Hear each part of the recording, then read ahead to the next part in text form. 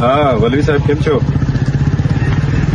હા આપણે આદર્શ નિવાસી શાળા ડેડિયાપાડા ઉભા છે અમે તો બિલ્ડિંગ એક બાજુનું 30% જેવું આખું પડી ગયેલું છે. આપણા આચાર્ય શ્રી શંકરભાઈ સાહેબ થી માંડીને બધા સ્ટાફ ને વાલીગણ ને બધા જ અમે અહીંયા છે. આદર્શ નિવાસી શાળા ડેડિયાપાડા. તમને વાત મળી કે નથી મળી હજુ? તો આદર્શ નિવાસી શાળા આદિજાતિ વિકાસ વિભાગના તમે મદદનીશ કમિશનર છો જિલ્લાના, તમને નથી કોઈ કીધું? મેં હમણાં જ વાત કરી રાજપીપળા. તો આ તો બહુ મોટી દુર્ઘટના થઈ જતે. હમણાં કેટલા બાળકો દબાઈ જવાના હતા. એ તો આ કુદરતની દયાથી આચાર્ય સાહેબ ને એમના સ્ટાફની સમય સૂચકતાના લીધે બચી ગયા. આખું બિલ્ડિંગ પડ્યું. આજે તો બધા અહીંયા રવિવાર બી હતો.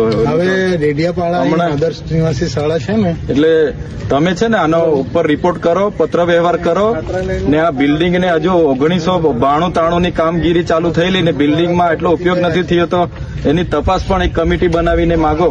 ખંડેર હાલતમાં કાલે ઉઠીને કોઈ આદિવાસી બાળકો જાનહાનિ થઈ જાય પછી તો અમે પછી જે પણ હોય માર્ગ મકાન વિભાગ હોય કે આદિજાતિ મદદનીશ કમિશનર હોય કે નિયામક હોય, અમે પછી કોઈને છોડીશું નહીં આ બાબતે.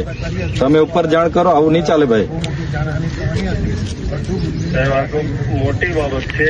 મને કોઈ કઈ કોઈ ફોન ને આપનો પહેલો ફોન આવ્યો. હા 12:10 આ બિલ્ડિંગ પડ્યું છે. હમણાં જ બાળકોની હાજરી પૂરી એટલે કોઈ જાનહાનિ નથી, બધા બાળકો સેફ છે. પણ છાત્રાલય આખું જે બિલ્ડિંગ હતું 4 માળનું એમાં 30% ભાગ આખો ધરાશાયી થઈ ગયેલો છે. તમે ઉપર સરકારમાં બિરસા મુંડા ભવનમાં રિપોર્ટ કરો આદિજાતિ વિકાસ વિભાગમાં. હું પણ પેલા ગુલાટી સાહેબને કેમ છું. હા શંકર સાહેબ ને બધા જ છે, આખો સ્ટાફ છે, વાલી પણ આવ્યા છે, આગેવાનો આવ્યા છે.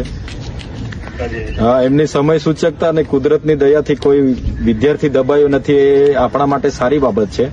નહીં તો આ તો બહુ મોટી જાનહાનિ થઈ જતે. 296 વિદ્યાર્થીઓ અહીંયા છાત્રાલયમાં રહી છે. એ તો સારું કે થોડા સમય પહેલા આ લોકો બાજુમાં શિફ્ટ કર્યા છે, પણ વૈકલ્પિક વ્યવસ્થા કરી છે. એની માટે આપણે છાત્રાલયની આટલા વર્ષોથી આ લોકો માંગ કરે છે છતાં કોઈ ધ્યાન નથી આપતું. તો આપણું તો આદિજાતિ વિકાસ વિભાગમાં કરોડોનું બજેટ આવે છે તો કેમ ધ્યાન નથી આપતા? એ પણ પ્રશ્ન ઉભો થાય છે.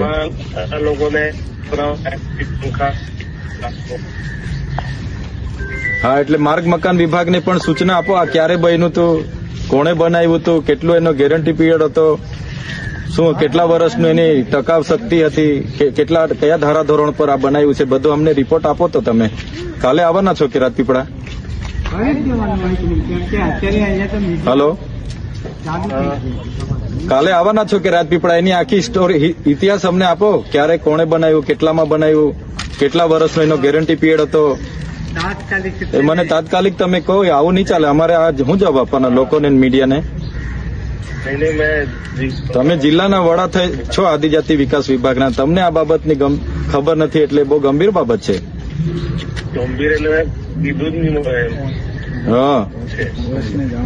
હા એટલે તમે પૂછો તમારા અધિકારીઓને અને અમને રિપોર્ટ કરો સોમવારે. હા આ બિલ્ડિંગ બાબતે બધું. હા તમે જે બિલ્ડિંગ નવું બનાવવાને જે પત્ર વ્યવહાર કર્યો એ પણ મને આપો. એ પછી સરકારને અમે અમારી રીતે રજૂઆત કરીશું. એ ચાલે થોડું આવી રીતના?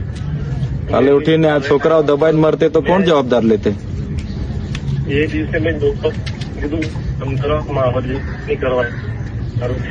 હા એટલે આવો સોમવારે ને જયારે આવો ત્યારે મને આ બિલ્ડિંગની આખો એ મને આપો. એનું એસ્ટિમેટ થી લઈને એની કેટલી એ હતી મજબૂતાઈ, કેટલા વર્ષ સુધી એની ગેરંટી પીરિયડ બધું મને આપો. હા કે હા સારું.